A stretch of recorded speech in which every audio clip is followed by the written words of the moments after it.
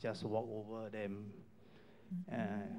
Well, you can see that the Tibetan people, they are holding joystick. They cannot fight against the communists with a rifle. You can see the Myanmar actually, what they are actually stand up for their own right. Otherwise, they will be run over by these fundamentalists or whatever, troublemaker. So I think that because we Buddhists are too compassionate and become passive, you know, religion. Okay, it's an interesting yeah. perspective. One thing that I look at is right around 1949, 1950, that's when the Palestinians lost their, they had been living in Palestine, and when Israel was founded, then many Palestinians became refugees, and they've been trying to establish a Palestinian state and be free, be self-governing since, around that time, 1947, 48, 49, 50. That was about the same time, 49, 50, of when the Tibetans lost their freedom when the communist Chinese marched into Tibet and took it over. Okay, since that time, both the peoples, the Palestinians and the Tibetans, have wanted to have their own autonomy, have wanted to be self-governing. If you look at the way the Palestinians have handled their conflict, a lot of people have died, haven't they?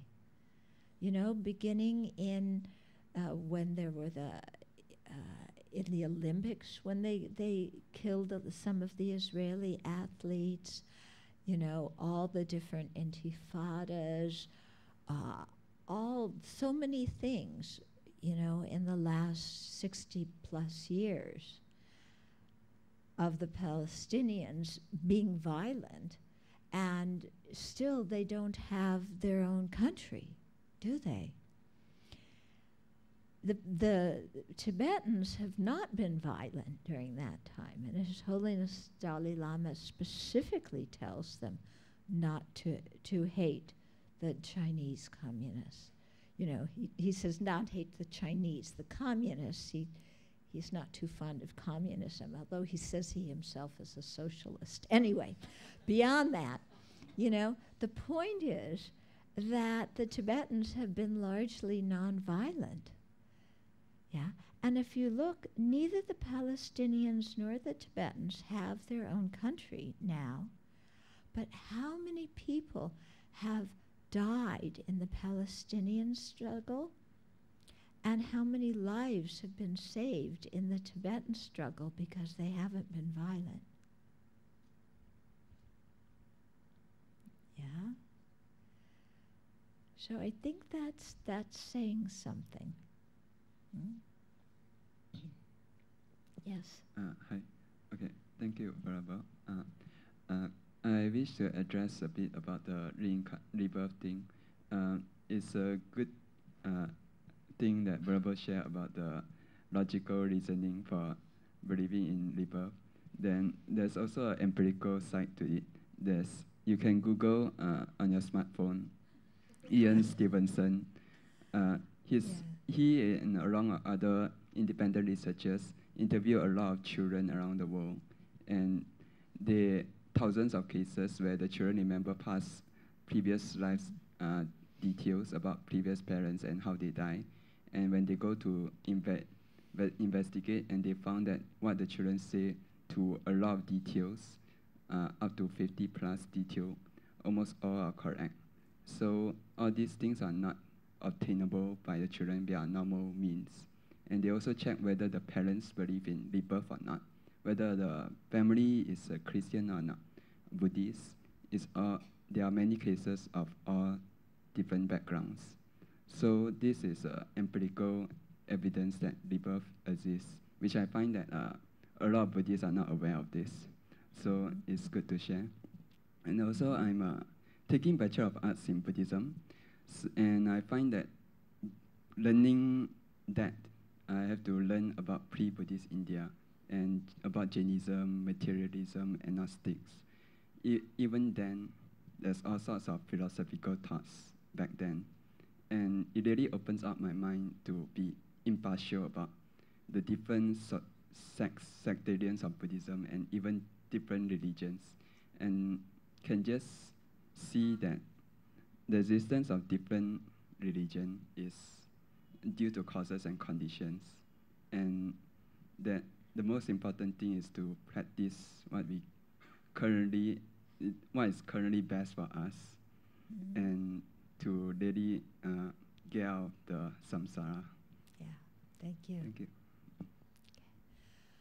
Yeah, one person back here. This will be the last question, and then we have to end.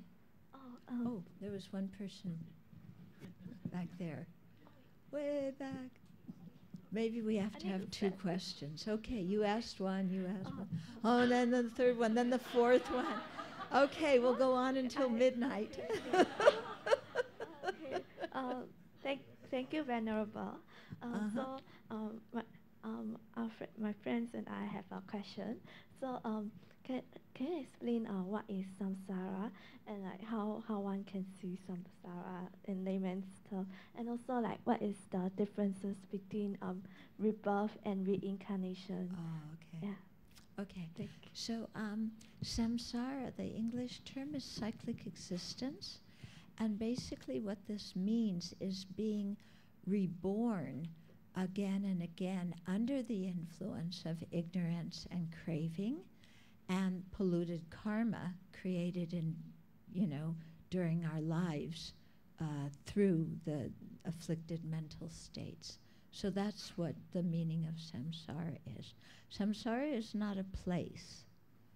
Yeah, it's taking a body and mind that are not free, that are under the influence of ignorance and afflictions. The difference between rebirth and reincarnation, it depends who you ask, because it's language and it's words. And so for some people, the two words are synonymous. For other people, they say they want to differentiate the meaning of the two words, because they say that reincarnation implies the existence of a soul. And of course, Buddhism, the Buddha doesn't believe in a permanent self or soul. So it just depends on how you like to use the word reincarnation. The basic meaning, in Buddhism is that there's no permanent self or soul that's reborn. Okay. Okay, are we ready to? Yeah. Venerable, I'd like to find out, is it okay for us to practice different schools like Theravada and Mahayana at the same times? Yes, so that will we get, so I say, become fundamentalist at one side, but why will, because so is part of you going to go, I'm Theravada, and the other part of you go, I'm Mahayana. And inside you, there's this civil war going bang, bang, bang, bang, bang, bang.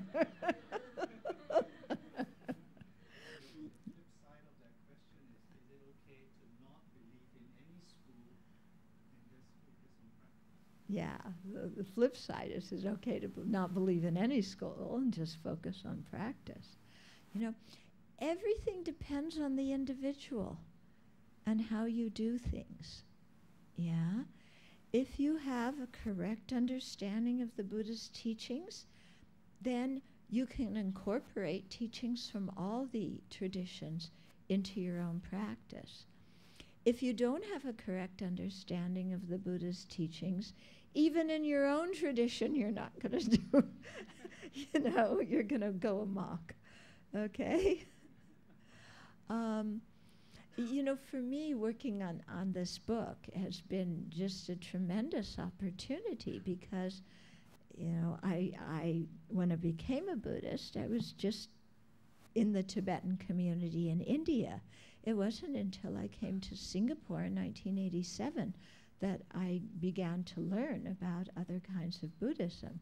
And like I said, coming to the Buddhist library to teach and going to different temples to teach and learning about different kinds of Buddhism.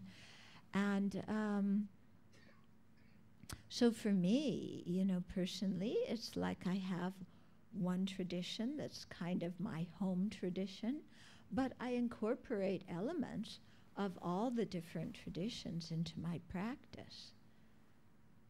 Yeah, and I read the sutras of all of the different traditions because, you know, they all basically say a lot of the same things, and according to what I want to emphasize at a certain point, I'll read, you know, sutras or scriptures of a different, you know, one tradition or the other.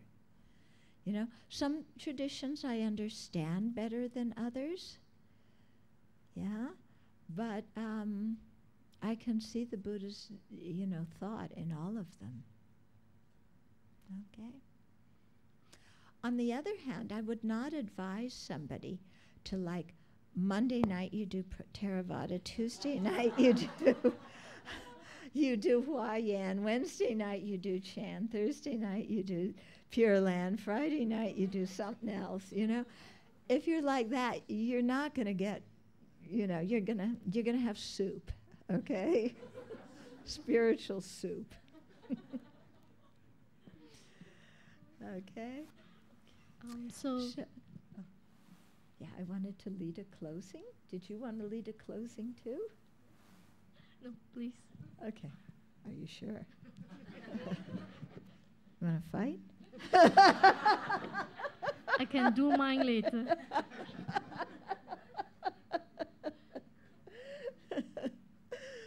Okay, so let's just sit for a minute or two. Think about what we talked about so you can take it home with you.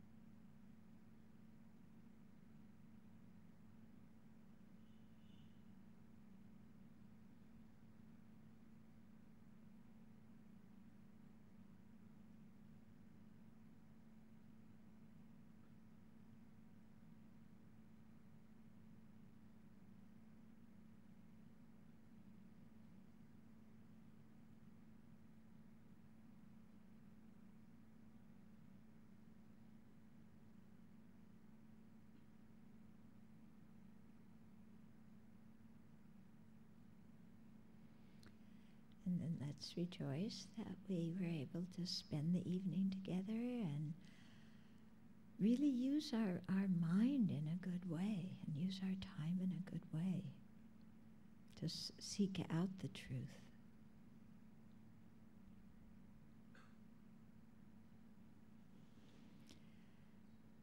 And so rejoicing at our own virtue and the virtue of everybody here, then let's dedicate all of our merit, send it out into the universe. You can even imagine it as a light radiating from the center of your chest, going out and touching all the sentient beings, bringing them peace, eliminating their confusion, helping them to practice the path.